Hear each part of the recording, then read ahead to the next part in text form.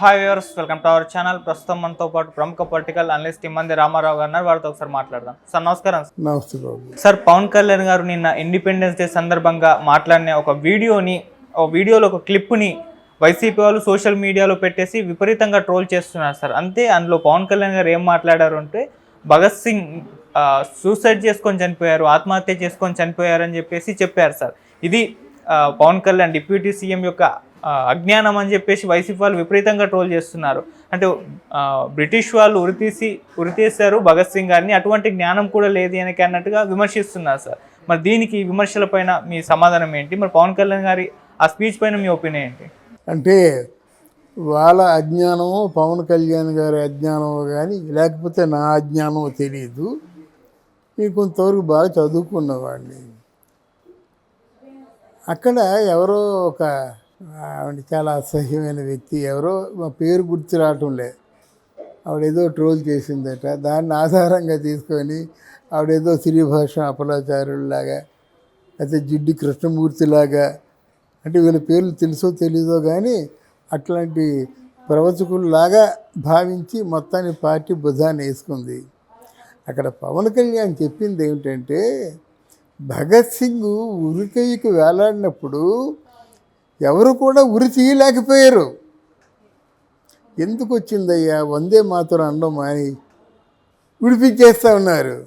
వందే మాతరం అన్నాడు, వాళ్ళు ఉరి తీయలేకపోతున్నారు. అన్నాడు మనిషి.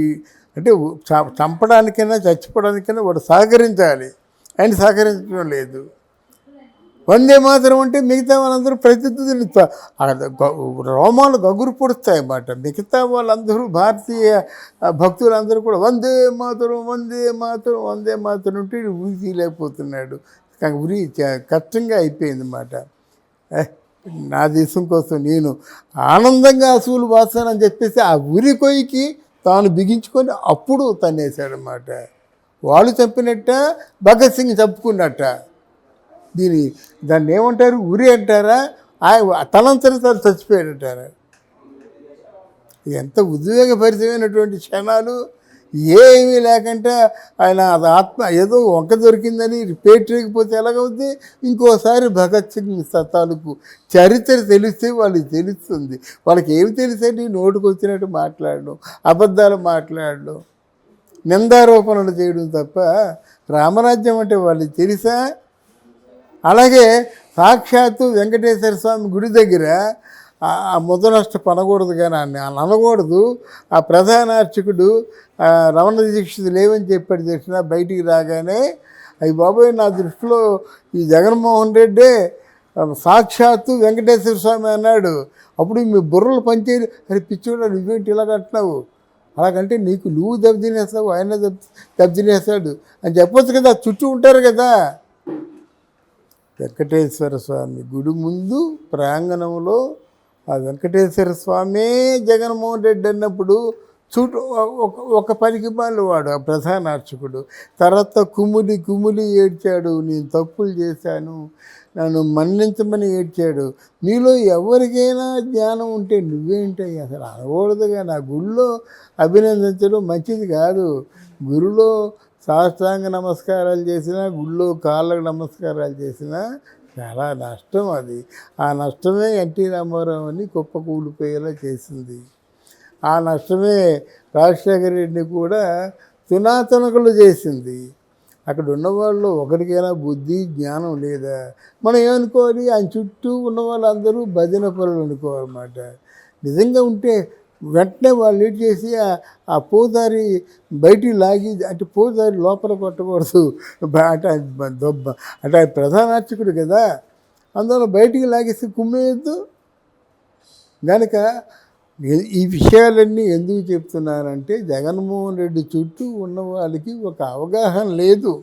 రాజ్యాంగం తెలీదు, పరిపాలన తెలియదు. జగన్మోహన్ రెడ్డి తాలూకు పరిపాలనని వీళ్ళు రామరాజ్యంతో పోలుస్తారా? అందువల్ల ఎవరో అనామకురాలు అన్న మాటకి వీళ్ళందరూ ఒత్తాసు పలకడం కరెక్ట్ కాదు. లేకపోతే ఒకసారి ఇది భగత్ సింగ్ చరిత్ర చదవాలండి వీళ్ళందరూ. భగత్ సింగ్ని, చెంగిజ్ ఖాన్ని, అమ్మని చదవకపోతే వీళ్ళు ఏం మాట్లాడతారండి? అమ్మ పుస్తకం విన్నారా? చెంగిజ్ ఖాన్ పుస్తకం విన్నారా? భగత్ సింగ్ పుస్తకం పూర్తి చదివారా? ఏదో ఒక్క దొరికింది ఇంకేముంది, లడ్డు దొరికిందని ప్రచారం చేస్తున్నారు. కానీ వీరంతటి అజ్ఞానులు అప్పుడు మన బ్రిటిష్ వాళ్ళే ఉండేవారు. వాళ్ళు శిక్షాస్మృతి అమలు చేయలేకపోయారు అన్నమాట. అందువల్ల అలా జరిగింది. ఒక్కొక్క ఉయ్యాలవాడు నరసింహారెడ్డి ఆయన ఇలాగ దేశం కోసం మొట్టమొదటిసారి పోరాడిన వాడు. ఆయనకేంటంటే ఆ ఉరి అంటే ఉరి తీయలేకపోతున్నారు, అందరూ భయపడిపోతున్నారు. అప్పుడు బ్రిటిష్ వాళ్ళు ఏం కోరారో తెలుసా? ఉయ్యాలవాడు నరసింహారెడ్డి పేక తగనరికి ఆ నరసింహారెడ్డి కోటకి వేలాలు కట్టమన్నారు. అంత కఠినంగా ఉండేవి. అర్థమైందా? ఒక 100 మందో 50 మందో పట్టుకుంటే ఇంకొకరు కొంతమంది కలిసి ఆ తలకాయ నరికి కోట గుమ్మాన్ని కట్టారన్నమాట. అంటే వీరుల్ని చూసి ఎవరు వెనక్కి ముందుకెళ్ళి కొట్టలేరు కదండి. అల్లూరి సీతారామరాజుని కొట్టారు ఎవరైనా? అడిగితే ఇలా వణుకుతూ షూట్ చేస్తున్నాడు, పిచ్చాడు అక్కడ ఇక్కడ కొట్టా అన్నాడు. వీరులు మాట కోరి కొట్టించుకున్నాడు అల్లూరి సీతారామరాజు. దానికి ఎన్నో వచ్చాయి. అల్లూరి సీతారామరాజు కాదు, డూప్లికేటు, వీళ్ళు ఎవరినో కొట్టారు, ఆయన ఎవడో వచ్చాడని చెప్పారు. తర్వాత కొంతకాలం బెడ్డపూడి సాది అల్లూరి అంటే ఈ చరిత్రలో ఉన్న మూలాల మాట. అలాగే ఇక్కడ భగత్ సింగ్ని తలాళ్ళు చేయలేదు, చంపలేదు. చంపకపోతే వాళ్ళు భయపడుతుండగా ఒక పక్క నుంచి ఒక లాస్ట్ ఛాన్స్ ఇచ్చారు. నువ్వు వందే మాత్రం మానే వచ్చేసే దేశభక్తి కాదు, ఇక్కడ నువ్వు బ్రిటిష్ వారికి వ్యతిరేకంగా పోరాటం చేస్తున్నావు. నీ మీద అందరూ ప్రభావితం అయిపోయారు. ఆ రోజుల్లో దేశభక్తులు అంతకు తెగించి ఉండేవారు.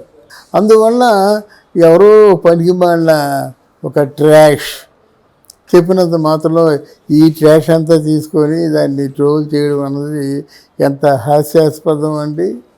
ట్రోల్ చేయొద్దు. ఎందుకంటే మన వీరులందరూ గొప్పవాళ్ళు. ఏమిటండి, మీకు గాంధీజీని సాధునామ గాడ్సి కొట్టాడండి. కొడితే ఏమన్నాడు? అని పట్టుకొని చంపేయండి అన్నాడా? హే రామ్ అన్నాడు. That is India. అర్థమైందా? 16 బుల్లెట్లు కాలాయి ఇందిరాగాంధీ తాలూకు కడుపులో.